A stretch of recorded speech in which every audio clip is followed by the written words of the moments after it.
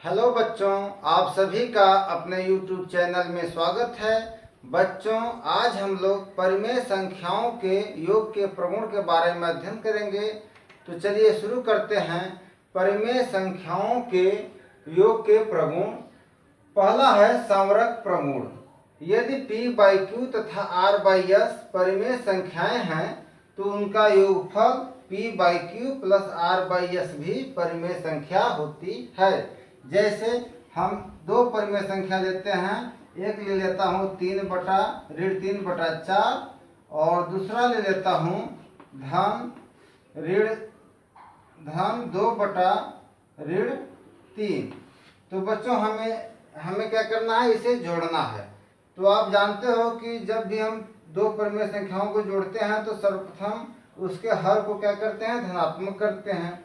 तो हर को धनात्मक करेंगे तो ये हो जाएगा 3/4 और धन जब यहाँ -3 है, जब इसे धनात्मक करेंगे तो इसका अंश ऋणात्मक हो जाता है, तो 2/3 हो जाएगा। ठीक, अब देख रहे हो कि यहाँ दोनों का हर समान नहीं है, तो सर्वप्रथम हम क्या करेंगे, हर को समान करेंगे। तो हर समान करने के लिए 4 और 3 का हम क्या करते हैं, लॉस निकालते हैं। लघुत्तम समापको वर्ग है। तो 4 और 3 का जब हम लॉस निकालेंगे तो यह 3 से कटेगा, 4 नहीं ये 2 से पहले कटेगा, तो 2 दूनी 4 और यहाँ 3 बच गया। फिर 2 से काटेंगे, 2 एकम 2, 3 बच गया और 3 से काटेंगे तो ये 3 कट गया। तो आप देख रहे हो कि ल से कितना प्राप्त हो गया, 3 दूनी 6 दूनी 12। तो ल से कितना हो गया, 12। तो अर्थात हम दोनों परिमेय संख्याओं का हर कितना हो गया, 12 हो गया। यानी यहाँ जो 3/4 है, यहाँ 4 की जगह 12 हो गया और यहाँ 3 की जगह भी 12 हो गया। तो जब 4 की जगह 12 हुआ तो इस 3 की जगह क्या होगा, तो हम क्या करेंगे, 12 में 4 का भाग देंगे। 4 3 12, 3 बार गया, अर्थात 3 का गुणा इसमें करेंगे तो 3 3 के 9 9 होगा। फिर धन है तो धन कर देंगे और फिर यहाँ देखो 3 का भाग देंगे 12 में, 3 चौके 12 और 4 का गुणा इसमें करेंगे तो 4 दूनी 8 8। तो एक तरह से हमारा जो नया परिमेय संख्या प्राप्त हुआ वह 9/12 और 8/12 है। अब इसे हमें जोड़ना है। तो आप जानते हो कि हर समान होने पर क्या करते हैं, अंश को हम जोड़ देते हैं। तो यहाँ 9 है तो 9 लिख देंगे और यहाँ देखो धन है और यहाँ ऋण है। जब ब्रैकेट को हटाएंगे तो इस धन और ऋण का क्या होगा, गुणा हो जाएगा और जो गुणनफल प्राप्त होगा वह ऋण प्राप्त होगा। धन और ऋण का गुणनफल ऋण होता है, तो यहाँ ऋण दे देंगे, 8/12 हो जाएगा। अब बच्चों देख रहे हो यहाँ भी ऋण है, यहाँ भी ऋण है, तो समान चिन्ह क्या होते हैं, जुड़ जाते हैं। तो हम 9 में 8 जोड़ेंगे तो कितना हो जाएगा, ये हो जाएगा 9 8 17 ने 17/12। तो आप देख रहे हो कि 17/12 भी p/q के रूप में है, अर्थात ये भी क्या है, एक परिमेय संख्या है, परिमेय संख्या। तो आप देखें कि जब हम दो परिमेय संख्या, जैसे यह मान लो p/q है या r/s है, दोनों को जब जोड़े तो जो योगफल आया वह भी एक परिमेय संख्या आया। तो इसे हम कहते हैं कि परिमेय संख्याएं जो है योग के समरक प्रगुण का पालन करती हैं। दूसरा प्रगुण है क्रम विनिमय प्रगुण। बच्चों, क्रम विनिमय का मतलब होता है क्रम का अदला बदली, अर्थात क्रम के अदला बदली करने पर हमारे योगफल पर कोई प्रभाव नहीं पड़ता। यानी पहली संख्या धन दूसरी संख्या बराबर होगी दूसरी संख्या धन पहली संख्या के। अब इसे हम करके दिखा रहे हैं। जैसे यहाँ है 2/3 और धन करना है 1/6। तो जब इसे हम जोड़ेंगे तो बच्चों आप जानते हो कि जोड़ते समय हर को हम धनात्मक बनाते हैं। तो यहाँ जब हर को धनात्मक बनाएंगे तो क्या हो जाएगा, 2/3 हो जाएगा और धन यहाँ 1/6। अब देखो हर समान नहीं है, तो हम अब क्या करेंगे, हर को समान करेंगे। तो हर को समान करने के लिए 3 और 6 का हम लस लेंगे, 3 और 6 का। तो ये हमारा 2 से कटेगा, 2 3 6, और ये 3 नहीं कटेगा। और फिर देखो 3 से काटेंगे तो दोनों कट गया। तो हमारा लस हो गया 2 3 6, लस कितना हो गया 6। अर्थात हमारे परिमेय संख्याओं के जो हर होंगे वह समान हर होंगे, जो 6 होगा। अब इस 6 में 3 का भाग देंगे, 3 दूनी 6, 2 बार गया, अर्थात इसमें 2 का गुणा हुआ तब जाके 6 आया। तो 2 का गुणा हम ऊपर भी करेंगे, तो जब 2 का गुणा ऊपर करेंगे तो 2 दूनी 4, ऋण 4 हो जाएगा। और फिर धन, अब 6 1 कम 6, अर्थात यहाँ 6 है तो इसमें 1 का गुणा है, तो 1 का गुणा ऊपर करेंगे तो 1 1 कम 1 यानी ऋण 1 हो गया। अब बच्चों यहाँ आप देख रहे हो कि जब जोड़ेंगे तो यह भी ऋण है और यहाँ भी ऋण है, तो ऋण ऋण दोनों जुड़ जाएंगे। तो यह 4 है और यह ऋण 4 और ऋण 1 मिल करके क्या हो जाएंगे, ऋण 5/6। अब इसे हम क्रम को बदल करके देखते हैं। क्रम को बदल दिए, जैसे यहाँ 2/3 पहले लिखे हैं और बाद में लिखे हैं ऋण 1/6। अब हम क्या करेंगे कि हम ऋण 1/6 पहले लिख देते हैं और धन 2/3 बाद में कर देते हैं, 2/3 बाद में कर देते हैं। तो हम वही प्रोसेस यहाँ भी अपनाएंगे कि हर को क्या करेंगे, धनात्मक करेंगे। तो ये तो हर धनात्मक है ही, तो यहाँ ऋण 1/6 लिख देंगे और यहाँ धन।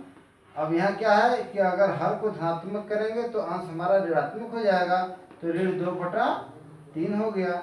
अब बच्चों 6 और 3 का लस निकालेंगे, तो 6 और 3 का लस क्या हो जाएगा, 6 होगा। अब 6 का 6 में भाग देंगे तो 6 1 कम 6, और 1 का 1 में गुणा करेंगे तो ऋण 1 हो गया। और फिर धन 3 दूनी 6, 2 आया, 2 का 2 में गुणा करेंगे तो 2 दूनी 4, ऋण 4 हो गया। अब बच्चों देखो, अब यहाँ ऋण 1 है और यहाँ ऋण 4 है, तो ऋण 1 और ऋण 4, ऋण 1 है और ऋण 4 और मिल गया, कितना हो जाएगा, ऋण 5/6। तो आप देख रहे हो कि दोनों स्थितियों में हमारा योगफल क्या है, बराबर है। यहाँ भी ऋण 5/6 आया और क्रम को बदल दिए तो यहाँ भी ऋण 5/6 आया। तो हम कहेंगे कि परिमेय संख्याओं के योग में क्रम विनिमय का कोई प्रभाव नहीं पड़ता है। तीसरा है योग का साहचर्य प्रगुण, इसे अंग्रेजी में एसोसिएटिव लॉ कहते हैं। बच्चों मैं 3 परिमेय संख्याएं ऋण 2/3, ऋण 3/4 और 4/5 लिया हूँ। पहले मैं क्या करूँगा कि पहली संख्या और दूसरी संख्या को एक साथ जोड़ेंगे और इसके प्राप्त योग में फिर तीसरी संख्या को जोड़ेंगे और उसका परिणामी योगफल प्राप्त करेंगे। फिर दूसरे स्थितियों में पहली संख्या को दूसरी संख्या और तीसरी संख्या के योगफल से जोड़ेंगे और इसका भी परिणामी योगफल प्राप्त करेंगे। तो हम देखेंगे कि दोनों स्थितियों में हमारा परिणामी योगफल बराबर आता है। तो चलिए करके दिखाते हैं। यहाँ बच्चों देख रहे हो कि यहाँ 3 है और यहाँ 4 है, हर समान नहीं है दोनों का। तो हम हर समान करेंगे, 3 और 4 का लस निकालेंगे जो कि 12 आता है।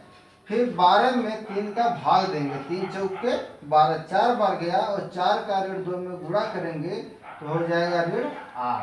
फिर धन है तो धन कर देंगे, फिर 4 का 12 में भाग देंगे, 4 3 12 और 3 का फिर ऋण 3 में गुणा करेंगे तो हो जाएगा ऋण 9। तो ये हो गया। फिर धन लिख देंगे 4/5। अब बच्चों देखो ऋण 8 है, यहाँ ऋण 9 है, तो दोनों को जब जोड़ेंगे तो ऋण ऋण क्या होंगे, जुड़ जाएंगे, समान चिन्ह जुड़ जाते हैं। तो 9 8 17, ऋण 17/12 हो गया और धन 4/5 हो गया। अब बच्चों यहाँ भी हर समान नहीं है, तो अब क्या करेंगे, 12 और 5 का हम लस निकालेंगे जो कि 60 आता है। अब इस 60 में 12 का भाग देंगे तो 12 5 60, 5 बार गया, उस 5 का ऋण 17 में गुणा करेंगे तो हमारा हो जाएगा 17 5 85, ऋण 85। और फिर धन है तो धन कर देंगे, फिर 60 में 5 का भाग देंगे तो 12 बार जाएगा, और 12 का 4 में गुणा करेंगे तो 12 चौके 48। अब बच्चों यहाँ देख रहे हो कि यहाँ ऋण हो गया और यहाँ धन हो गया, तो अब ये असमान चिन्ह हो गए, विपरीत चिन्ह वाले पूर्णांक हो गए। तो अब ये क्या होंगे, ये घट जाएंगे। तो 85 में से हम 48 घटाएंगे तो हमारा कितना प्राप्त होगा, 37 प्राप्त होगा। और बड़ी संख्या का चिन्ह ऋण है, तो यहाँ हम ऋण लगा देते हैं और बटा 60 कर देते हैं। कि हमारा परिणामी योगफल हुआ ऋण 37 बटा 60। अब दूसरे स्थितियों को हम जोड़ते हैं। तो यहाँ आप देखोगे कि यह ऋण 2/3 है, तो ऋण 2/3 लिख देते हैं। और धन, अब यहाँ हर 4 है, यहाँ 5 है, तो यहाँ भी समान हर नहीं है, तो हम पहले इसका लॉसन निकालेंगे। तो 4 और 5 का लॉसन हमारा कितना आएगा, 20। तो 20 आ गया। अब इस 20 में 4 का भाग देंगे तो कितना जाएगा, 5 4 5 20, 5 12, 5 का 3 में गुणा करेंगे ऋण 3 में, तो 5 3 15, ऋण 15 प्राप्त हो गया। धन है, धन कर देंगे, और 5 चौके 20, और 4 में 4 गुणा 4 चौके 16, ये हमारा प्राप्त हो गया। अब बच्चों देखो, ऋण 2/3 लिख देंगे, और फिर धन। अब देखो यहाँ धन है, यहाँ ऋण है, ये विपरीत चिन्ह वाले पूर्णांक हो गए, तो अब क्या होंगे, ये घट जाएंगे। तो 16 में से ऋण 15 घट जाएगा, तो कितना बचेगा, 1/20। अब बच्चों यहाँ 3 हो गया, यहाँ 20 हो गया, यहाँ भी हर समान नहीं है। और 3 और 20 का जब हम लॉस निकालेंगे तो लॉस कितना आएगा, 60 आएगा। अब 3 में 60 का 3 का 60 में भाग देंगे तो 20 बढ़ जाता है, और 20 का जब ऋण 2 में गुणा करेंगे तो हो जाएगा ऋण 40। धन, अब 20 त्याई 60, 3 बढ़ गया, 3 का 1 में गुणा होगा, 3 1 3। तो बच्चों यहाँ भी अब देखो ऋण 40 हो गया, धन 3 हो गया, तो अब ऋण 40 में से 3 घट जाएगा, तो कितना बचेगा, 40 में से 3 घटा दो, 37 बच गया। और यहाँ बड़ी संख्या का चिन्ह ऋण है, तो यहाँ ऋण लगा देंगे और बटा 7। तो बच्चों आप देखें कि दोनों स्थितियों में हमारा योगफल ऋण 37/60 प्राप्त हुआ है, जो दोनों बराबर है। तो इस प्रगुण को हम कहते हैं साहचर्य प्रगुण। तो बच्चों जहाँ तक मुझे विश्वास है कि आप लोगों को परिमेय संख्याओं के योग के प्रगुण के बारे में समझ विकसित हो गई होगी। आप सभी को बहुत बहुत धन्यवाद।